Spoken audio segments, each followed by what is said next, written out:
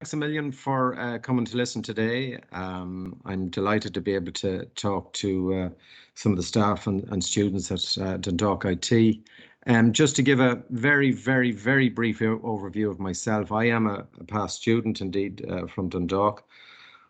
I'm showing my age, I suppose, when I say I graduated from there in 1987. It was diplomas were the order of the day then. There was the options of degrees, and level 7 and level 8 degrees were a thing for the future. But I did manufacturing and service in 1987, and Jim McGuire, Lee McGogan, Kevin Stars, they were all lecturers that I had. I think Dan O'Brien was the head of the department.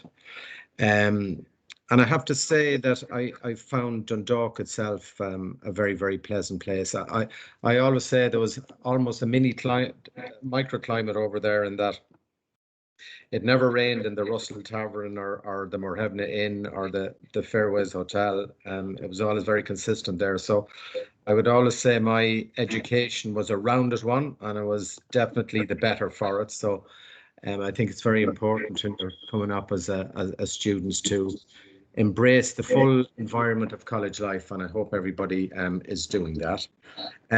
So without further ado, I'd like to introduce you to KLA. You probably don't know a lot about KLA. The semiconductor industry is very much its own industry. It's a huge industry, but it may not catch the same, eye as the Googles or the Facebooks of this world, but it's very much a huge component of the world that we live in. So I'll move on, and I'll just play a little video here.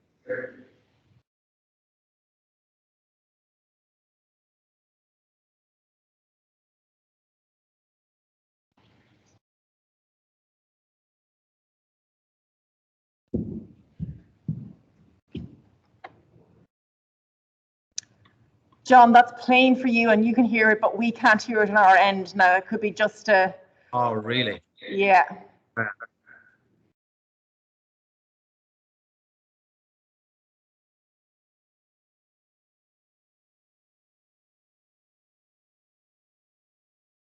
I can't hear you at all now, John.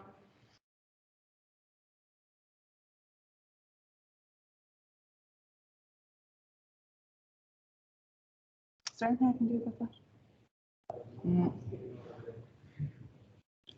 No, nothing's coming through, John. I had the same problem with this side. Yeah, I never thought about that. It was just music that was playing the background, Catherine. I never thought about the actual music not actually, transferring over in the presentation. So I suppose it was to get the concept over of KLA and the numerous areas of in R&D that we're involved in, and the different aspects of industry that we touch. So apologies about the volume not being present for you there. So let me go around. So when we talk about the semiconductor industry, of course, we're talking about many different aspects of it, but I'm here specifically to talk about the actual manufacturing of IC circuits, and namely over in the technology campus in Intel in Kildare. The actual industry, the chip industry, is a huge market. It's over $400 billion. And all these components of the industry that are popping up in front of your screen here are very much central to the work that we do. Everything that you see in front of you, we are involved. We touch in the manufacture of components that go in to all of these industries, whether it's autonomous cars, whether it's cellular phones, robotics, artificial intelligence, virtual reality, cloud computing. All of those aspects we are very much involved in.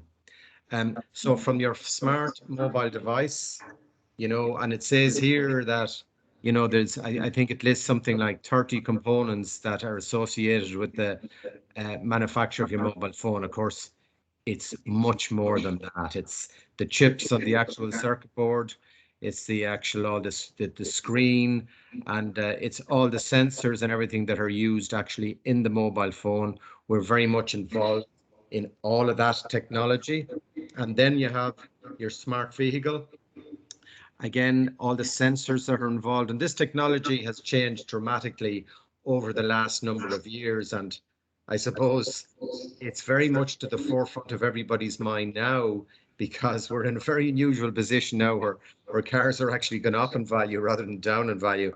And the reason for that is because of the supply of semiconductor components into the car industry is so restricted that it's actually limiting the amount of cars that's manufactured at the moment, and that's creating its own challenges around the world.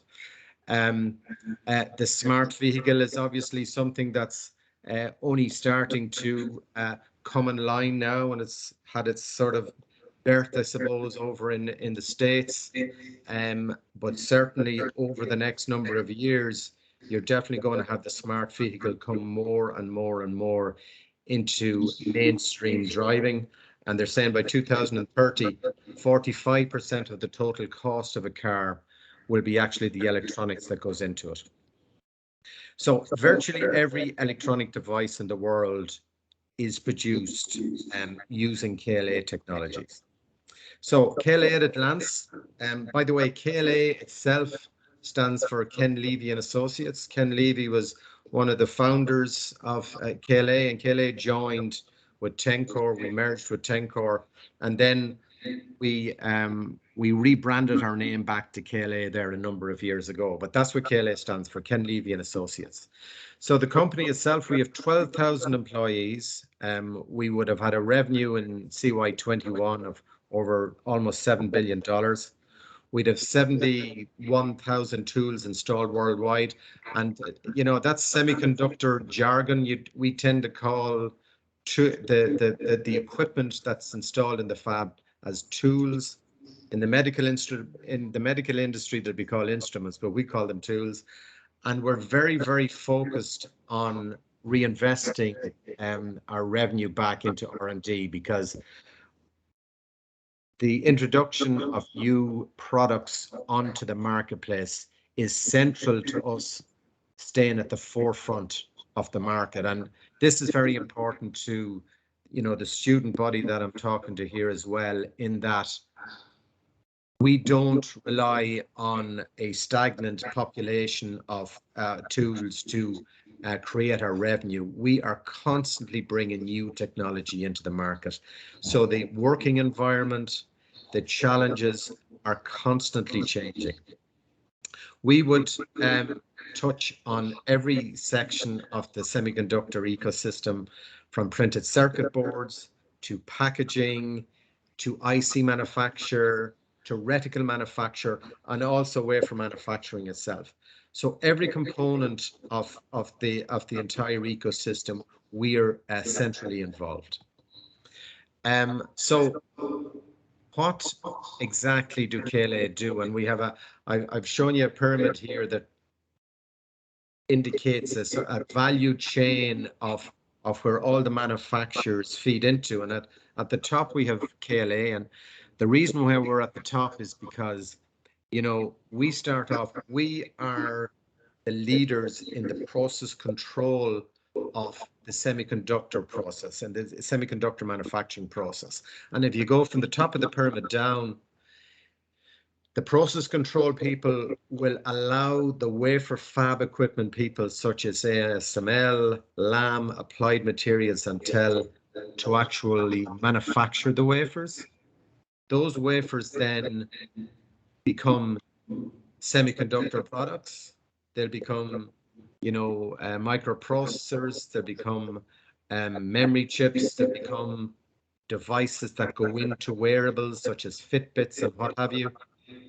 And those devices then feed down into the actual supplier of the end product, such as Samsung, you know, for your earphones, or Apple for your iPhone, you know, Dell for your laptop. but none of those electronic items that are sold, or none of the actual devices that feed into those electronic items are possible without the actual process control that KLA actually bring into the industry. So, and to give you an idea of how big we are within the process control sector, we would have 4x the market of our nearest competitor. So we would be the big player in process control in the semiconductor industry. So how does KLA play such a vital role? Or, you know, why is process control so important to the actual business of making semiconductors? Well, basically, when you were manufacturing semiconductors, you were manufacturing the invisible. All semiconductor products are made using nanotechnology. You know, you are literally making stuff in the complete dark with no visibility as to what you're actually, the quality of what you're making. And the people who give you the eyes into that invisibility, the people that allow you see into that nanotechnology environment are KLA. And we would be positioned at every point of the actual semiconductor business. And we see here the wafer coming in through wafer quality, and then you have deposition, you have lithography, and I'm sure the students are familiar with, exposing your wafers, your printed circuit boards to UV light, and then having to etch them, and then that left you with a circuit that you were able to use when you were building different components for your projects. So you have deposition, you have lithography, you have etch, you have chemical mechanical polishing, CMP, and then you repeat that process over and over and over again. So you'd have more than 1,000 steps in the actual manufacture of a semiconductor component, and we would place, and all those tool icons that you see are KLA tools that are used at every point along the process in order to allow the semiconductor manufacturer have visibility into what they're actually making. Excuse me. So why is the actual business of making semiconductors so challenging? So here you've got a FinFET going through the various manufacturing steps as it's been built up, and it's going through etching and some wafer deposition and being cut back. And it says here, if each process step had a yield of 95%, 99.5%, how many of those components would actually be good at the end? And let me go back to that. Greater than 1,000 process steps, less than 1% of the manufactured devices would actually work if you had a 99.5% yield. So you'd think 95% yield is a pretty good yield, right? But by the time you get to the end of those 1,000 process steps, you'd only have 1% of your components working. So the actual quality of the manufacturing process has to be almost perfect. And the only way it's going to be perfect is to have our process technology looking into the process and giving the feedback to the process engineers on what they need to tweak in order to fix the problems in the process. And to give you the example of the dimensions we're talking about here, it's showing a transistor gate length of 7 nanometers. And the width of a DNA strand in your body is 2 nanometers. So that just shows the actual infinitesimally small, sizes that you're dealing with. So, and then to give, so I showed you there one transistor. So, and this is an outline of a semiconductor die, and this die would go on to be a microprocessor chip, for example, your i3 or your i5 or your i7 chip. There are 8.5 billion transistors on that one chip, right? So, and the population of the world is 7.8 billion people. So there's more transistors on that one chip than there is as the population of the world. And then when you look, there, that's a 300 millimeter, that's a 12-inch wafer populated with die, and that wafer alone would carry 6.1 trillion transistors. So the level of detail, actually the level of detail and complexity and that's involved is really beyond comprehension. You know, is when you sometimes when I sit down and think, you know, how complicated this stuff is, how it actually works, I do be amazed to see the fact that, and you know, Intel at the moment are building their you know, they're running 1272 process, which I think is something like 12 nanometer technology, and they're outputting like 11,500 of these wafers you know, every week out of the fab.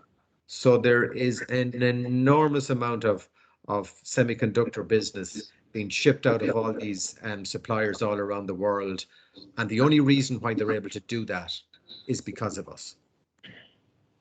Okay, so this was just another sort of interesting piece of information. The 300 millimeter wafers per month, one fab could produce 100,000 of those wafers per month. Some of the big Asian manufacturers, you know, like Samsung or TSMC, produce an enormous amount of wafers. If you added all those wafers that are produced on a yearly basis, it would circumnavigate the globe 4 times. Okay, so KLA Systems, you know, so basically what we're looking for is, we're looking for anomalies, we're looking for defects, we're looking for variations, and the variations are absolutely, they're invisible variations. The variations we're talking about, variations in fractions of a nanometer. That's the sort of variations we're looking for.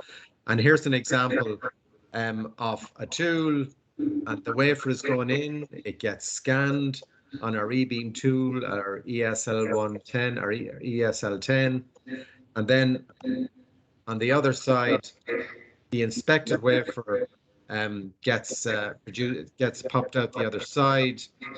No, I have a just there, and the number of pixels collected on a 10 billion pixels collected in a 100 micron squared area with one single scan. So not only is there a huge amount of focus on the internal capability of the tool from an electronics perspective, from an optics perspective, you know, the lasers being used, there's also a huge amount of computing power required also in order to absorb all that information and to actually put it out in a format that the process engineers and design engineers can understand in order to move to the next step.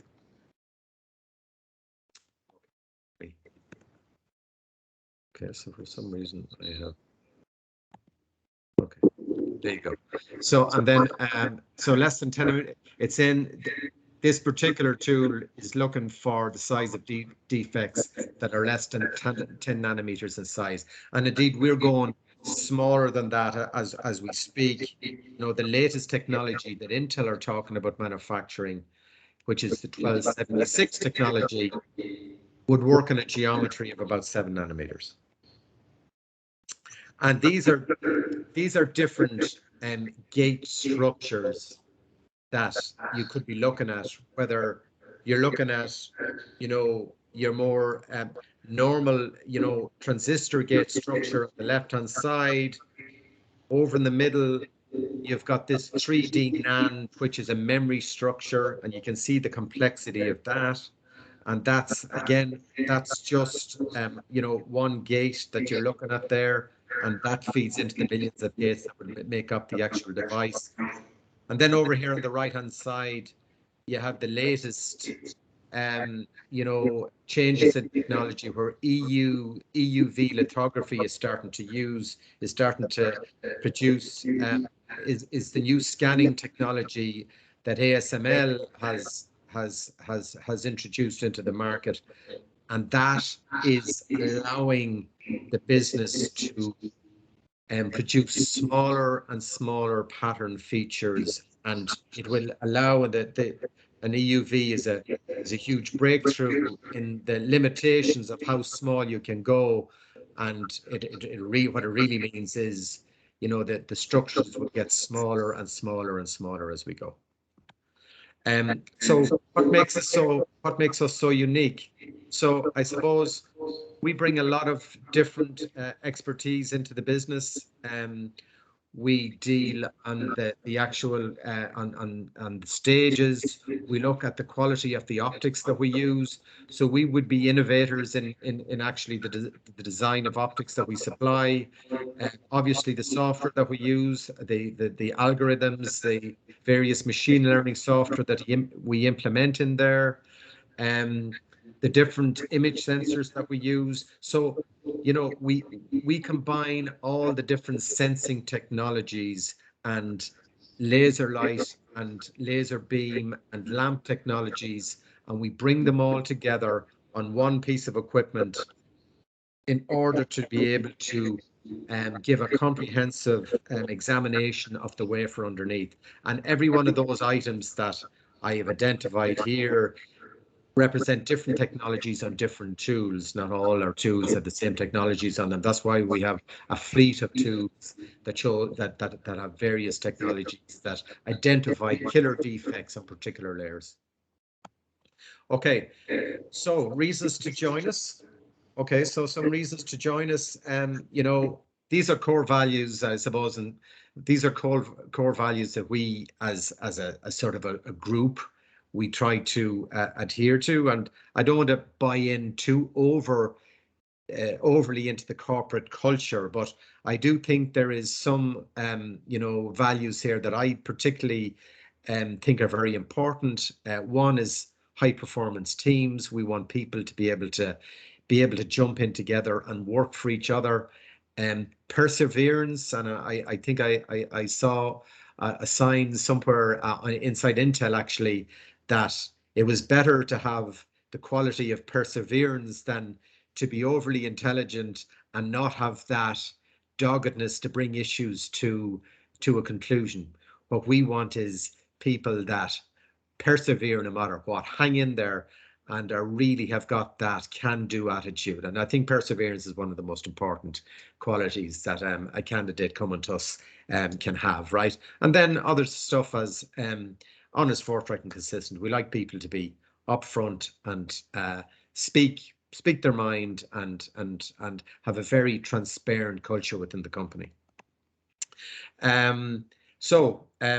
We, as I said already, we have a global footprint. We're all around the world. You know, we have many, we're placed in many fabs within North America. We're all over Europe. We have manufacturing, and, you know, we have a large customer in Israel. We'd have software bases in India. We'd have a huge element of wafer manufacturing customers in Southeast Asia, in Taiwan, over in Japan, Korea, China. I would have been to China myself, and Israel and Europe and North America, all those sites. I haven't been as of yet to Japan or Taiwan. I have been over to the Southeast of Asia, to Singapore as well. We'd have a training facility there.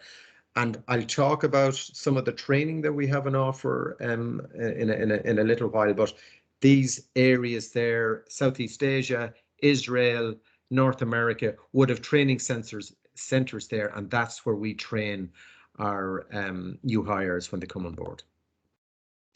Yeah, we're very much into, as I said before, investing, you know, in R&D. It's central to our, well, not only to our survival, but it's central to us being market leaders. We have to be coming out with new products all the time. And, you know, the graphic there suggests that we'd introduce 2x the amount of products that we do, that our competitors produce. And just keep in mind, we're also 4 times bigger. So we would have an avalanche more of new equipment and new revisions of equipment coming out than our competitors would have. Why join us with regards to opportunities? That's Rick Wallace there on the left-hand side. Rick Wallace is the CEO of our company. He started off as an apps engineer in KLA. And he's the head guy now, and he's driving the business forward and very successfully. So we very much believe in investing in our people. As it says on the right-hand side, 85% of promotions come from inside the company. We value education greatly. 40% advanced degrees, masters and PhDs. Within the company, particularly within our design centers over in Israel and in the US. We have a strong emphasis on diversity and inclusion. We're very, very a multicultural environment, and we very much look to harness that multicultural environment and to pick the best people from around the world who can feed in their own concepts and ideas to allow us to keep at the top of the field that we're in. We very much work within the communities. That's an example of someone working over in Detroit, Michigan. That's in Ann Arbor. We're after opening up a new center over in Ann Arbor in Michigan. And again, we would have, we'd work with our groups all around the world, whether it be in Korea or in Israel. There you've got people working in Milpitas, which is our headquarters in California, and more people doing stuff over in Ann Arbor in Michigan. Okay, so who are we looking to talk to? So certainly we're looking to talk to engineering folk, electrical and electronic engineering, those who will be working in the physics environment. Obviously, those that work optical engineering, or optics is a very central core competency of the technologies that we manufacture. So optical engineering, you see it there in green. So, but basically, someone who is of a very practical mind, who is very embraces the working with their hands, who has confidence in themselves, and we're more than keen to talk to candidates in all those fields. So as a company, what do we offer as what do we offer prospective people coming on board? So first of all, we're headquartered in Silicon Valley in California. So that is Silicon Valley. That's the center of really the technological universe, I suppose, and has been since the 1970s, and we are very much centrally located there in San Jose. From a benefits package, we have a very comprehensive set of rewards that we offer employees, competitive pay and bonuses for field service positions, and they're the positions I'm talking about today. And there's a car allowance involves company mobile and laptop, comprehensive pension plan, employee stock options. On the right-hand side, we encourage people if they want to do, further education. We help out, with regards to reimbursing, programs like that. With regards to training opportunities, when we get guys on board and guys and gals, should I say, very much that we're looking for whoever is interested in joining the engineering field. And training opportunities, when we get people on board, I would tend to send new hires to either Singapore or California. They're the two areas where I tend to send people in order to train up in the technologies that would be pertinent to my area that I manage within Intel. What else is there? And then, of course, there's the opportunity, can I say, to work here. And let me just click over here. And this is the Intel Technology Campus in Leixlip in County Kildare. If you go from the bottom right-hand side of the screen, and go diagonally up to the top left, you start off at Fab 24, and then the next buildings is Fab 14, and then there's Fab 10. They're all functioning fabs at the moment within Intel. They're producing the 1272 process. And then up at the very top of the screen, you'll see all those cranes and all that building going on. Well, that's what the big furore is about at the moment. That would be the biggest manufacturing project in Ireland. And that would be one of the biggest manufacturing projects actually in all of Europe.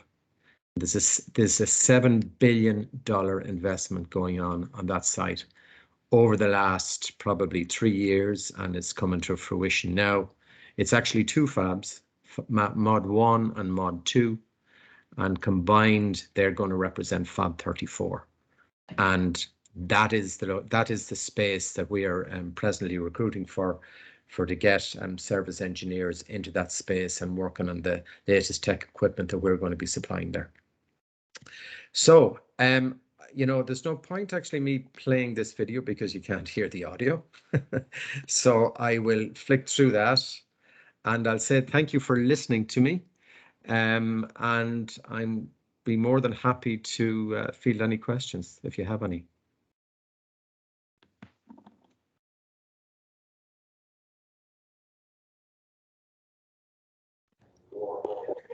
There was a roar of applause there, John. I mightn't have heard it, but it was there. Thank you for, I suppose, a masterclass in your industry. It was fascinating to listen to, and my brain exploded a few times whilst looking at some of the statistics on your slides. And I'm sure you've whetted plenty of appetites of the students who are listening in. I hope so. I hope so. Yeah. I want to emphasize that, you know, KLA are not a run-of-the-mill company. You know, KLA are a top company. KLA, not only do they provide a premium product, but they also provide a premium environment for employees to work in. I think anybody that we want people to build careers in KLA. We don't want people to come to us for a couple of years and move on.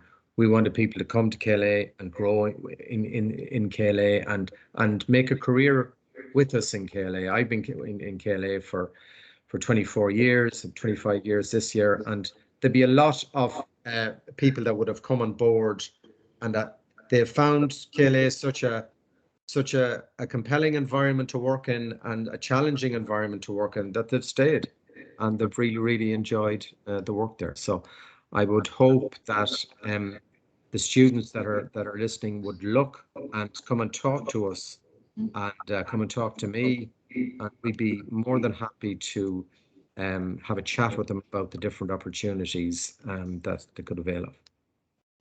And John, is that the best approach if there are, you know, students who are nearing that end of their degree area and they're looking and they're interested in what you've talked about today? Is it approaching, you know, the websites are well and good, but is there a sort of an email address or is there a particular area that you would suggest that students go to?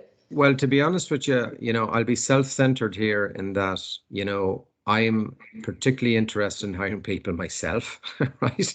There would be other managers interested in hiring folks, but on the first slide or the second slide, Catherine, and yeah, you will have a recording of it.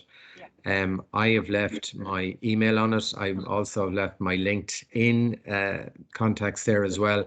You have my mobile phone. If anybody wanted to have a chat and ring me directly and have a bit of a chat about the industry, I've no issue taking that call.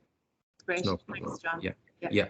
And we might get copies of those slides if it's within the permissions of your company. I'm trying to figure out how to do that, Catherine, because with the video, maybe what I'll do is I'll take the videos out, because I tried to send it. Actually ended up being quite a huge, you know, size. I think it was, I don't know what it was. It was 50 or 60 meg, right? And that was shooting back from your email when I'm not sure of what the maximum limit you're allowed in your email. So certainly I'm going to, what I'll do is I'll slim it down until I can get it to a size that I can give to you. Great. And then you can, you know, share around with whatever population in Dundalk that you want. Great. No, it'd be useful to have that even for, you know, next year's cohort and different types of cohorts as well. John, I'm going to maybe just throw it open here to some of the audience, or if anybody's online themselves and they want to maybe put up their hand or drop a question into the chat. Are there any particular questions that any of our students would have here, or? Sorry? Where are they based in Europe? Where are they based in Europe? So. Yeah, so we're all over in Europe. So first of all, you know, and our Israeli cousins like to be called Europeans as well. So I always include them when I'm talking about Europe, right?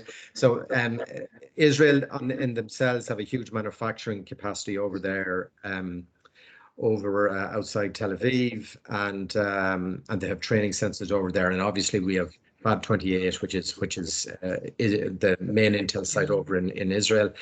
We would have offices in France. We would have offices in Italy. We would have offices in Belgium, and we would have different service. We would have offices actually. I was forgetting about SPTS in Wales as well. So we would have offices in Germany. I don't know if I mentioned Germany. We'd have significant presence over in Germany as well, in Dresden and in Munich. So yeah, so we're all over the place. Great. Okay. Any other questions?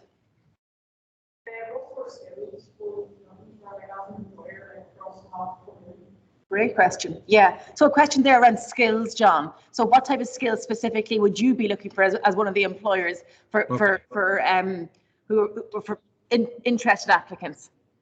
Well, what I look for people with, number one, you know, that have an interest in the business, right? That are interested in the actual, you know, technological field. People that have a practical, hands-on skill set. People that are able to, that have a working knowledge of, electronic principles. I mean, we're not looking for geniuses. People are students. We don't expect them to walk out of college and know everything. We're going to train them, but we like to have candidates come to us that are able to roll up their sleeves and get stuck in. That are well used to working with their hands, and sometimes people will come to you and go, well, you know what, I do a lot of bit of hobby electronics. I overhaul cars with my dad.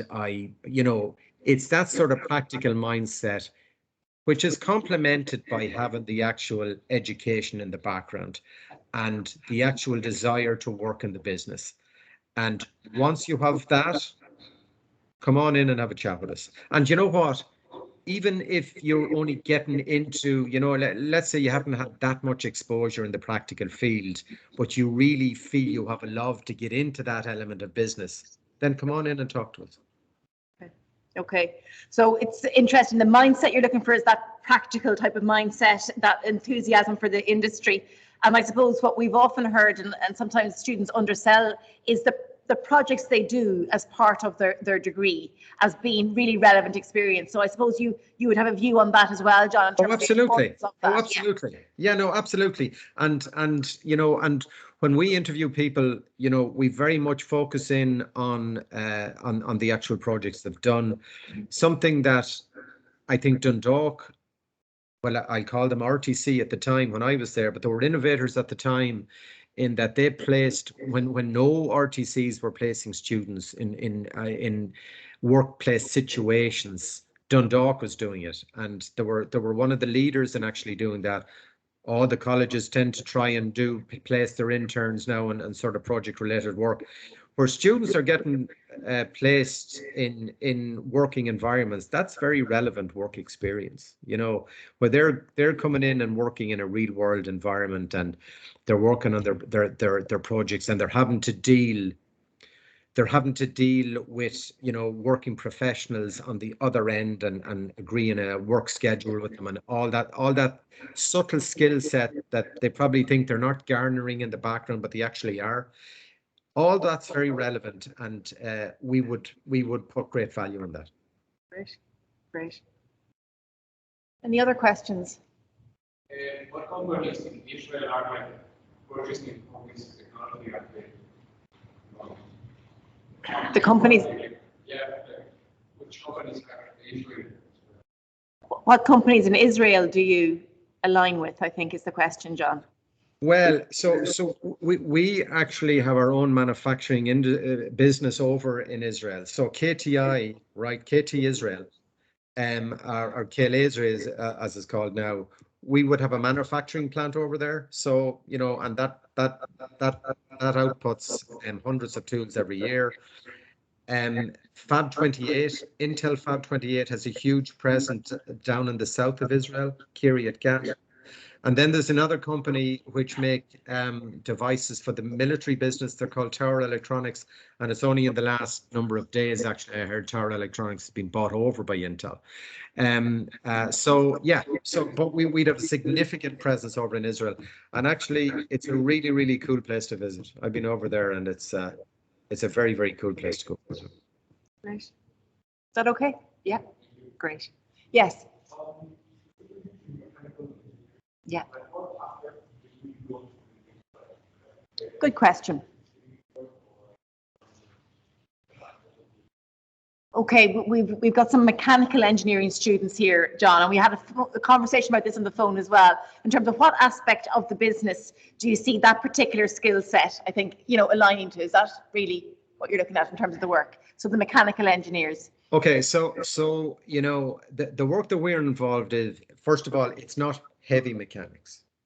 So if the particular people involved are really interested in heavy mechanical sort of work, that's not the sort of work that we have on the equipment. All the stuff that we have in our tools are all fine mechanics. They're all actuators. They're all small devices that are, there could be stuff on cams. There could be stuff on flexures, and they're doing very, very subtle movements. But what we say to mechanical folks that may be interested in looking into our business, what we'll do is, if you are interested in those subtle skills and that end of it that you're interested in, you will learn then all the electronics around it as you work with us. Just because someone is solely working in a mechanical, or maybe have to have a pure mechanical qualification, it wouldn't rule them out from working with us. It's really the interest in actually embracing all elements of technology. But from the mechanical engineering field, it's all fine mechanics, robots, flexures, all these, and then the actual movement of the stages themselves. They tend to be on air bearings, and everything is critical about the actual movement of the device. So it's all very subtle adjustments, and it's all very subtle work. Great. Is that okay? Yeah. Any other questions? No.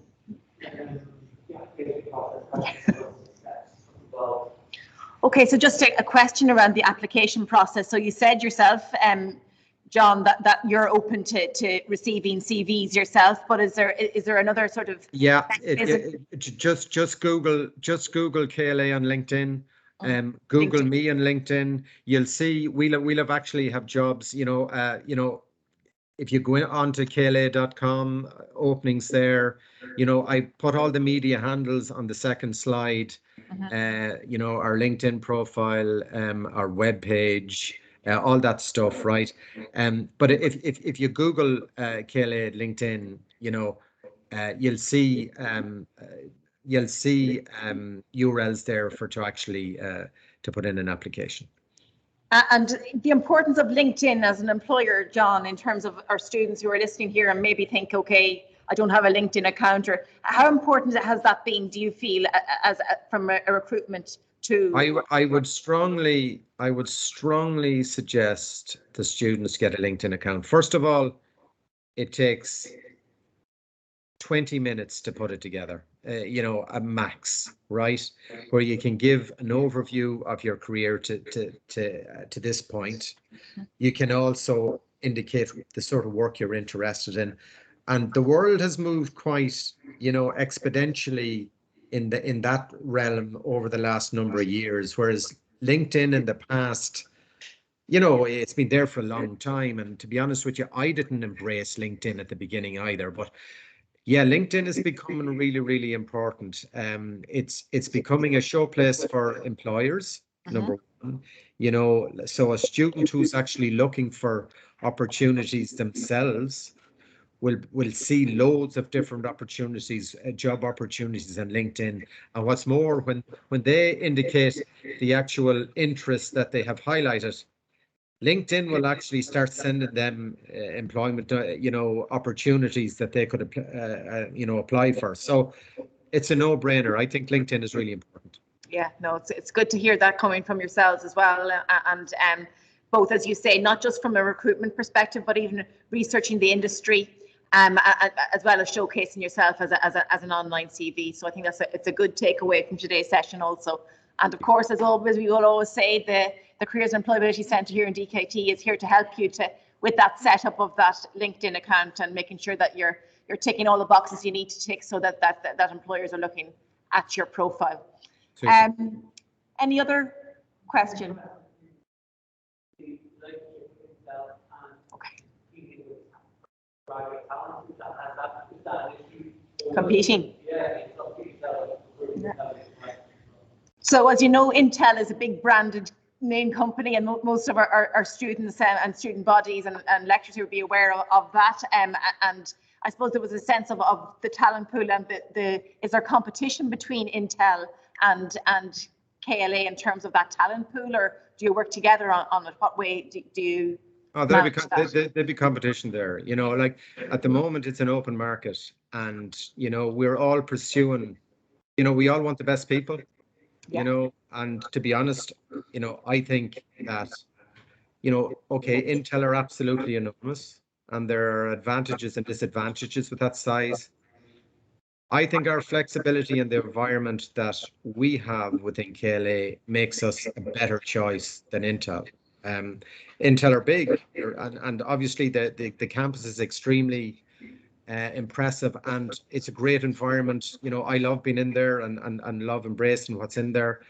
But it is a big structure, and when you have a big structure that size, you know, there's a lot of checks and balances in place that the worker has to conform to in order to work in that environment. We would have a more flexible working environment in KLA, and I think the person who would come to KLA would get a lot more breathing space within their working environment than within Intel. That's just my opinion. Interesting and good for the students to hear that balance in that as well. John, we've taken up loads of time. If there's any more questions, I'll take one more. Yes?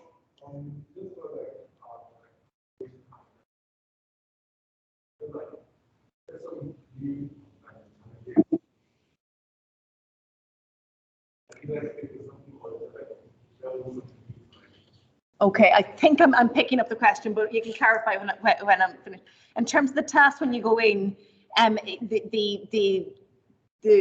work that you'll be doing, is it repetitive, or do you get an opportunity to move into different areas? Are you kept within the one sort of domain? Is that the type of question? You know, is it? Ish. Okay. Yeah. Well, first of all, I'll say, you know, it's a very diverse environment that we you know, work within, right? So guys that would or girls, I keep forgetting that. Yeah, right? we do have them. Yeah. I'm speaking the general term here, so excuse me if I just, you know, say stuff like that. When we get folks on board, such as the technology that's involved on the equipment and the learning environment, it usually takes a new college graduate about 12 to 18 months to fully upskill on the equipment, right? And from that point on, they become a sort of a proficient resource. And up to that point, they're sort of learning. We very much have the mainstream, but they're learning as they're going ahead. No, you know, I don't believe, I couldn't imagine that anybody within the KLA environment, and boredom would be one of the issues. And then once they become very proficient on a particular tool set, you know, if they want to work in a different tool, then the opportunity is there to work on a different tool. And when they go further down the field in their careers, if They want to work as an apps engineer rather than a field service engineer, such as some of our guys have done in recent times. Then there's no problem in actually starting to look and for opportunities in that field. So yeah, no, it's a dynamic, constantly changing environment, and boredom is not something that would be a problem. Yeah, and I think you're focusing on R&D and innovation and saying that that's what your business has to be to survive, let alone anything else would probably. Absolutely, and the way Intel run their process, you know, they're constantly bringing out new process nodes. We're working 1276 at the moment. 1272, we started that around, we finished that probably about 2014, 2015. Here we are 6 years later, and we're going into a completely new environment, completely new tools, completely new technologies. And that cycle is ever ending in the semiconductor business. That's just the way it is. Things have to get smaller, have to get faster, have to do more functionality. So it's probably the most dynamic industry you could be involved in, actually. Okay. I think thanks to the students for their questions. Yes, thank you very much. They've been great, and I think it's got deeper into what the work is actually like. But sometimes with the terminology, John, you can imagine, you know, when you're not familiar with it, as myself wouldn't be, it's great to decode some of that language and understand what the work is involved and how they would fit within the industry, you know. Yeah, and I'd just like to, you know, just to finish off, as I do have a lot of very high, you know, because I worked in the medical business for a while, and then I worked with, you know, obviously in the field service end with KLA, and then I went into ramp management, and then I went into service management. I touched base with a lot of Dundalk graduates down the years. You know, first of all, you know, I started off working with Technical out the Swords, who became Bayer and then became Siemens, and they always had a very strong relationship with graduates coming out of Dundalk. I always found the graduates that I dealt with from Dundalk to be of a very high standard, and that's the reason why I'm here today. I do think that it's a very high standard of candidate that comes out of Dundalk, and I'm very keen to get my hands on a couple of those people if I can. Very good. Well, thanks for that positive feedback, and I know that a number of the students will be glad to hear that, and a number of the lecturers will be glad to hear that too. I suppose it just leaves me to say thank you to you, John, for the generosity of your time this afternoon. It's really been great to really get to know you that little bit better and the work that you're doing, and raise the profile of KLA as a really strong career development opportunity for our students and our graduates. So thank you very much, John. Yes, and thanks for the opportunity, Catherine. I really appreciate it. Not at all. Okay, thanks. Okay. Be in touch. Take care. Okay, take care. Bye. Bye-bye.